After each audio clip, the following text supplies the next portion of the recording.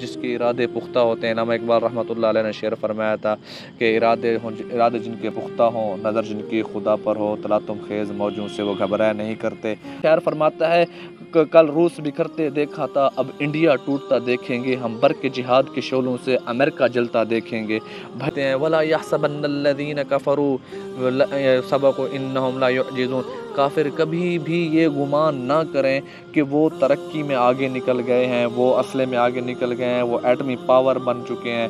انہم لا یعجزون، کافر کبھی بھی ایڑی چوٹی کا زور لگا لے مسلمانوں کو عاجز نہیں کر سکتا۔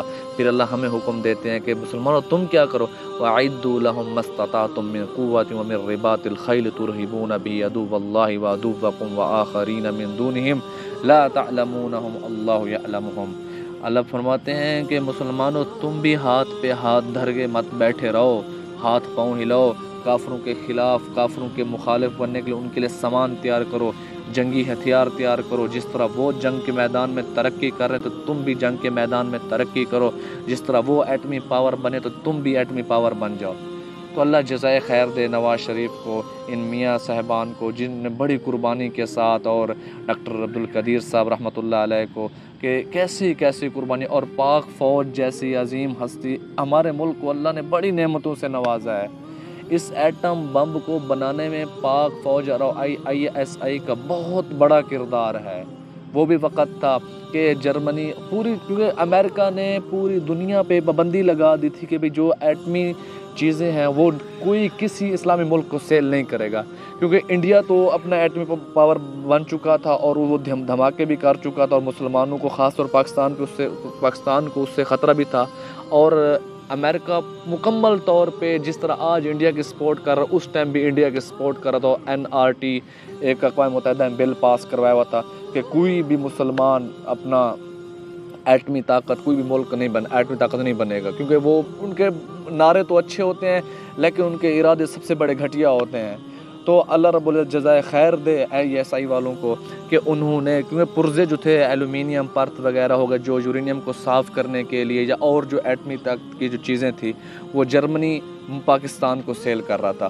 اب جرمنی سے سنگاپور سے انڈیا، اور انڈیا سے پاکستان کو سامان لانا تھا، اور انڈیا وہ سب سے بڑا دشمن پاکستان کا انڈیا ہو۔ اب اس انڈیا سے سامان لانے کے لیے ISI نے کیا کیا کہ اپنے جو فوجی وغیرہ تھے ایئرپورٹ پہ تعینات کیے، کیونکہ جب پاکستان سے جہاز جاتا یا واپسی آتا اس کو انڈیا کے ایئرپورٹ پہ رک کے تیل ڈلوانا ضروری ہوتا تھا۔ تو ISI والے انڈیا منتقل ہو گئے، انڈیا کے ایئرپورٹ پر تعینات ہو گئے۔ تو سنگاپور سے جب انڈیا سامان لے کر پہنچے، انڈیا میں رکے، اور ISI والے مکمل ہوشیاری کے ساتھ کسی کو کان بھی خبر نہیں ہونے دیا، اور وہ ایلومینیم پرت پاکستان پہنچ گیا۔ یہ ہے پاک فوجی قربانیاں دیکھیں۔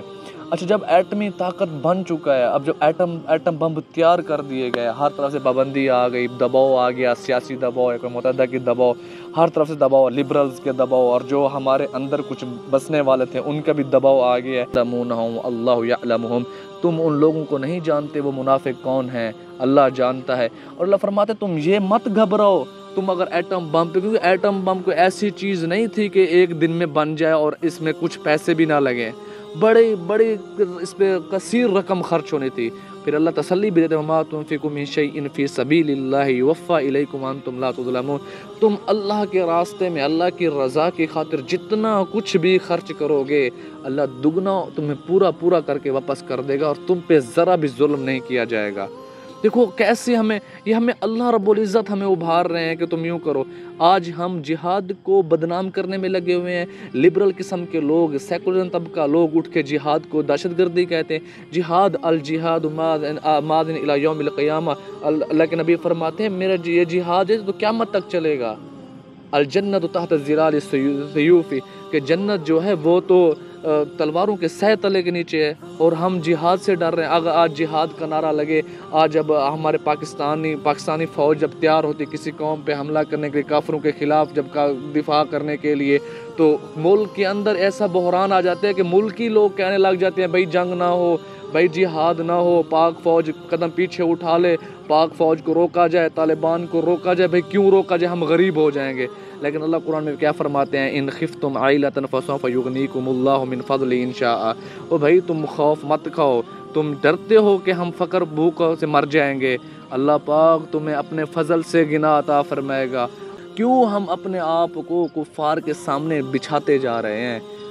ये 28 मई 1998 में फिर जब हर तरफ से दबाव था तो नवाज़ शरीफ ने किसी के दबाव को नहीं माना, पाक फ़ौज ने किसी के दबाव के अंदर आने के नहीं आए और जाके चागी के मैदान बलूचिस्तान में पहाड़ों में जाके 7 एटम बम फटा दिए, क्योंकि इंडिया ने 6 एटम बम की दिखाए थे लोगों को, दुनिया को बताया था कि मैं एटमी पावर बन गया। 6 एटम बम फटाए थे, मुसलमानों ने 7 फटा के जहर कर दिया कि हम भी तुमसे कम नहीं हैं।